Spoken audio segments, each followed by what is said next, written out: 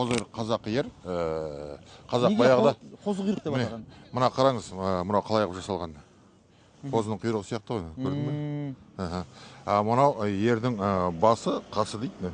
Оны мынау қазақ ерді, мына тізігінде мынаған ілік қою үшін осылай істейді. Келдің де тізігінде осыны іле салдың. Баяғыда қазақ осын бұны ердің басына тізігінде іле салады да осыны садақ атқан қойды. Тізігінде қоя бере салады ғой. Жай қоя берсең, ол аттың аяғына шалынып құлайды. Содан кейін ең бастысы мынау жақтау ағаштары ердің осыны қарау керек.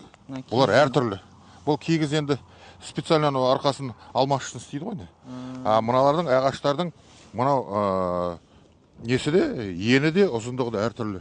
Содан мына майысқан жерлері де әртүрлі. Әр атқа ыңғайлап жасалған. Бұны кімге жасастыр? Біз өзімізде Қостанайда бір мастер бар, соған істеткенбіз. Арнайы әр атқа ыңғайлап жасастыр. Әр аттың сол арқасына дұрыс